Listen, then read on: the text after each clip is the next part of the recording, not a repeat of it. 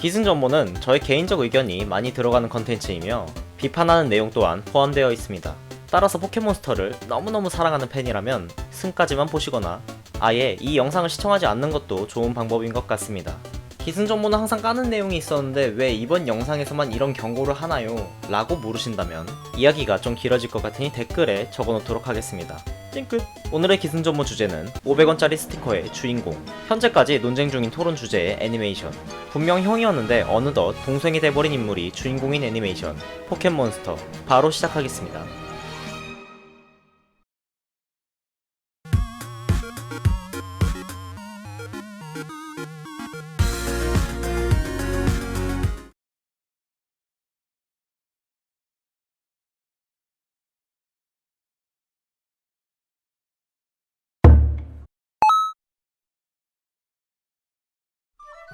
타지리 사토시. 이 아저씨는 어릴 적 곤충 채집을 취미로 삼았는데 이런 곤충 채집을 게임에서 할 수 있으면 재밌겠다는 생각으로 게임을 기획하기 시작했습니다.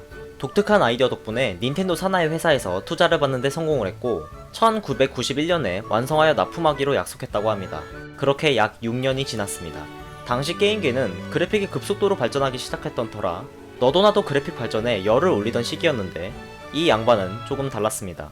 쿨하게 시간을 역행한 듯한 흑백 그래픽, 혼자서 하는 게임이 아닌 커뮤니케이션 중심의 게임, 여기에 몬스터의 종류가 무려 150여 가지인 게임을 만들고자 했습니다. 그렇게 6년의 똥꼬시어를 거쳐 탄생한 게임이 바로 포켓몬스터였죠.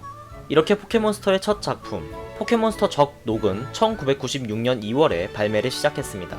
포켓몬스터가 발매됐으니 당연히 시장을 씹어먹었겠지? 판매 초기의 포켓몬스터는 베스트 10에 아슬아슬하게 걸친 수준으로 우리가 알고 있는 포켓몬스터의 위상에는 못 미치는 수준이었다고 합니다. 그러나 사내 인기 투표까지 하며 만든 다양하고 귀여운 포켓몬들이 신의 한 수였는지 저연령층에서 입소문이 퍼지며 서서히 인기를 얻기 시작했고 결국 포켓몬스터 1세대 세 번째 버전인 1000까지 합해 일본에서만 1023만 장, 미국에서만 985만 장이 팔려 포켓몬스터는 닌텐도의 탄탄한 수입원이 되었습니다. 이 게임이 저연령층에게 특히 인기 있다는 것을 파악한 관계자는 이를 애니메이션으로 만들기에 이르는데 이것이 다시 한번 신의 한 수가 되었습니다. 일본에서는 1997년 4월 1일부터 포켓몬스터 애니메이션을 방영하기 시작했는데 첫 화부터 엄청난 시청률이 나왔기 때문이죠. 포켓몬 애니는 그렇게 숭숭장구하다가 방영 약 8개월 만에 존재 자체가 사라질 뻔한 사건이 있었습니다. 바로 포켓몬 쇼크 사건이죠. 포켓몬스터 38화 전내전사 폴리곤에서 번쩍거리는 이펙트가 과하게 연출되어 그것을 본 어린아이들이 구토와 어지럼증을 호소해 병원으로 후송된 사건인데요. 이 때문에 5개월간 포켓몬스터의 방영을 중지해야만 했고 닌텐도의 주식은 폭락했다고 합니다. 그러나 신기하게도 이 사건 이후로 일본 내에서는 물론 해외까지 포켓몬이 널리 알려져 포켓몬 애니를 수출하게 된 계기가 되었다고 합니다. 바로 이 시기에 포켓몬스터가 한국에 수출되게 되는데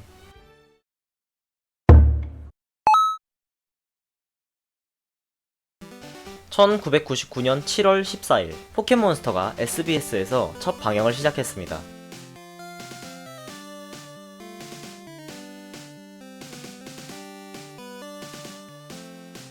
당시 초등학교 1학년이었던 저는 다음날 학교에서 꼬부기, 이상해씨, 파이리가 어떻게 생겼을지 친구들과 기나긴 토론을 하기 시작했죠. 이렇듯 포켓몬스터에 열광한 어린이는 저뿐만이 아니었습니다. 포켓몬스터가 시작하기 5분 전에는 놀이터에 아이들이 없었죠. 물론 바로 전 타임에 방영하는 구수동자도 코스를 보면 개꿀이지만 어쨌든 일명 포켓몬스터 무인편이라고 불리는 포켓몬스터의 첫 번째 애니메이션은 최고 시청률 41.4%를 기록하여 한국에서 방영한 애니 중 시청률 9위를 차지했으며 시청률 상위 10위권의 애니 중 가장 최신 애니였습니다. 그 인기 때문에 2000년 1월 MBC 뉴스데스크에서도 보도되었으며 이런 신문 기사까지 나왔죠. 여기에 포켓몬스터 빵이라는 상품까지 히트를 치게 되었습니다. 여담으로 이 포켓몬빵은 한국에서 포켓몬스터가 방영을 하기 전부터 팔았기 때문에 포켓몬스터의 존재를 모르던 저는 빵에서 나온 무려 나인테일 스티커를 과감하게 버렸죠. 나중에 나인테일이 레어 스티커인 걸 알고 닭똥같은 눈물을 흘렸답니다. 포켓몬빵은 로켓단의 초코롤과 벗겨먹는 고오스가 맛이 좋고 나머지는 비교적 찬밥 취급이었기 때문에 스티커만 갖고 빵을 몰래 버리는 일도 있었습니다. 그 외 빵뿐만 아니라 아이들을 위한 각종 학용품 또한 인기였습니다. 저는 포동력이 강한지라 이런 것도 가지고 있었죠. 포켓몬스터 애니는 공중파 방송답게 외색이 짙은 일부 에피소드는 전부 삭제가 되었으며 간간히 나오던 수위 높은 드립까지 전부 수정하여 보다 보면 어색한 부분이 있기도 합니다. 그러던 2000년 1월 26일 뜬금없이 포켓몬스터가 처음부터 다시 시작하는 상황이 벌어졌습니다. 당시 왜 나왔는지 모를 이 녀석이 등장했을 쯤이었죠. SBS에선 첫 화부터 다시 보고 싶다는 어린이들이 많아서 라는 말 같지도 않은 이유를 내세웠지만 사실 SBS는 1년치 분량만 수입한 상태였고 한국에선 일본과 다르게 주 2회 방영을 했기 때문에 진도가 따로잡혀서 였기 때문입니다. 그렇게 저는 그래 다시 보는 것도 재밌겠지 라는 생각을 했었는데 뜬금없이 2000년 4월부터 원래의 진도에 맞게 재개되었습니다. 이건 뭐 애들을 가지고 노는 것도 아니고. 그렇게 제가 제일 좋아했던 웅이는 사라졌고 맨날 관찰을 해서 이름이 관찰인 줄 알았던 이 친구가 합류를 했고 라프라스를 보내주기까지 이야기는 순탄하게 흘러갑니다. 이때가 딱 디지몬 어드벤처라는 미친 경쟁작이 등장한 시기였고 그 후 2세대 포켓몬들이 서서히 등장하기 시작했습니다.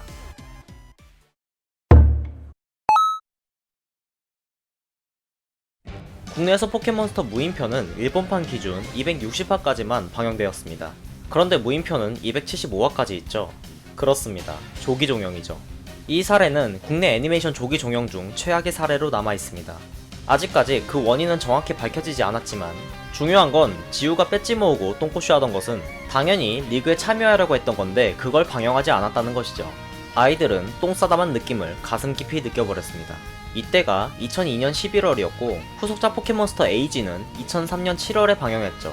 안 그래도 당시 포켓몬스터 특유의 반복되는 내용에 실증을 느낀 사람이 많았다고 합니다. 새로운 마을에 가서 새로운 사람들을 만난다. 새로운 마을엔 새로운 포켓몬이 있다. 로켓단이 나온다. 오늘도 역시납니다. 맞아요.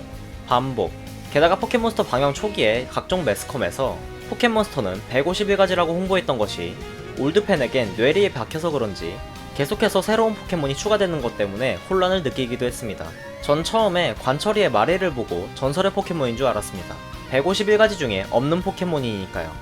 물론 게임에서 오래전에 2세대 포켓몬이 나왔지만 한국 한정으로 게임보다 애니메이션의 인지도가 압도적으로 높았기 때문에 포켓몬의 종류를 억지로 늘렸다는 착각을 느끼게 했습니다.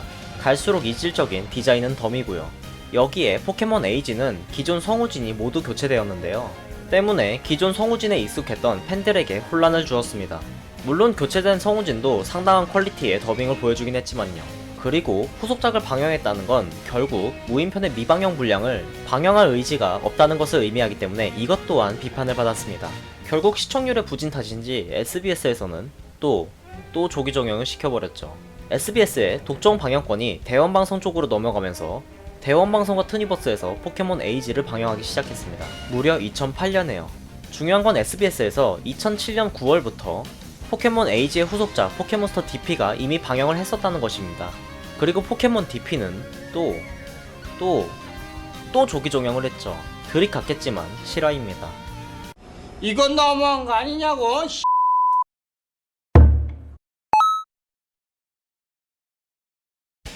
포켓몬스터 게임은 특별한 하락세 없이 꾸준한 인기를 보여줬고 게다가 포켓몬 XY는 고티 수상까지 했죠. 역대 최저 판매량이 639만 장이라는 것만 봐도 포켓몬스터 게임의 인기를 실감할 수 있습니다. 하지만 영상 초반부에서 언급했듯이 이번 영상은 애니를 중심으로 다룰 예정이라 지금은 뽕에 취할 수 없습니다. 포켓몬스터 DP를 마지막으로 국내 지상파에서 포켓몬스터를 더 이상 볼 수 없게 되었습니다.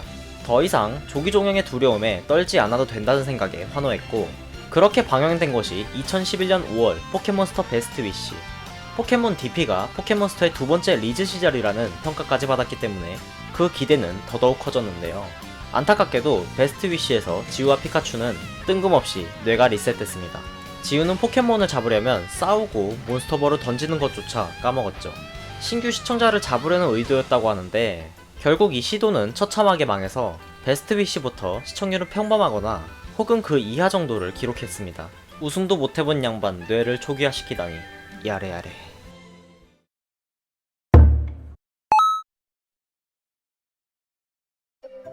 베스트 위시의 후속작 포켓몬스터 XY는 용두삼이라는 평을 받아 역시 시청률에서 지지부진하고 말았습니다. 일본 기준으로 2016년 11월 XY의 후속작 포켓몬스터 썸 문이 방영되기 시작했는데 뇌 리셋되고 나서 비주얼까지 리셋이 됐군요.